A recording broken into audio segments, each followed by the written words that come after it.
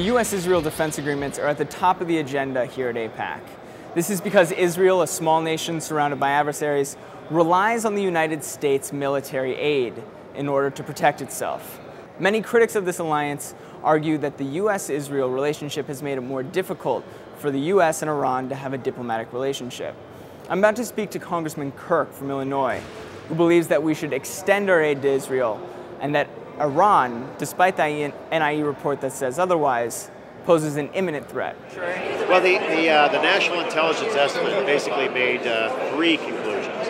It first said that the Iranians may have stopped designing a nuclear weapon in 2003, and that was the best guess of the intelligence community at the time. But the second thing that it said was that the Iranians have continued progress on refining uranium. And the third thing it said is the Iranians are really developing their missiles quite rapidly.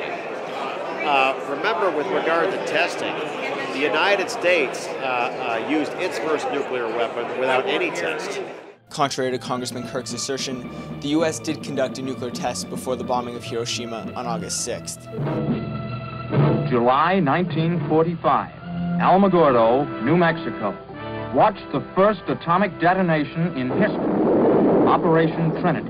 The long series of nuclear tests is underway.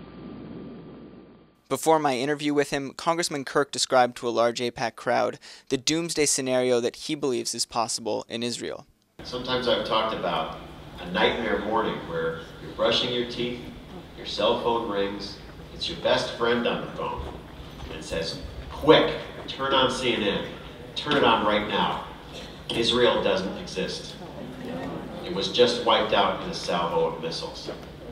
For us, our call to action is to make sure you never get that phone call. That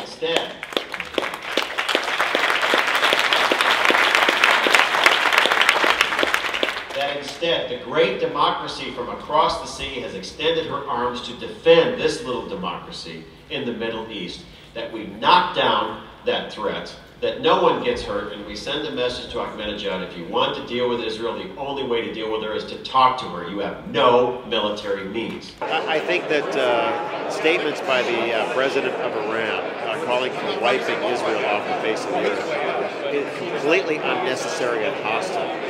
And you know, in data, we would call that an outlier, because no other country has this kind of rhetoric about one of its neighbors. It's really unique. What about the Ayatollah of Iran community? We have various leaders, but from what we can see right now, the president appears to be in control of the military and foreign policy of Iran. So when he says something hostile, we should listen. As supreme leader, Ayatollah Khamenei controls both the military and the foreign policy in Iran's theocracy. The disturbingly common misnomer that President Ahmadinejad runs the military and the foreign policy in Iran was discussed in a former Real News interview with Lawrence Wilkerson, Colin Powell's former chief of staff. I don't think the President of the United States should be negotiating with President Ahmadinejad. President Ahmadinejad occupies a position in the Iranian hierarchy of power, which is largely ceremonial. He's not a very powerful president. I do think that the United States of America should be negotiating with the power that exists in Tehran over whether or not we're going to go to war. Congressman Kirk, who also works one weekend each month as an intelligence officer at the Pentagon, distorts the facts to overstate the threat of Iran. Kirk drastically misrepresents President Ahmadinejad's power, giving undue credence to his provocative statements.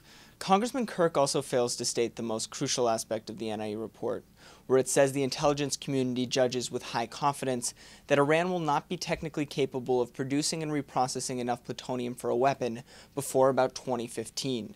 These inflammatory and factually incorrect statements by Congressman Kirk help lay the groundwork for yet another war.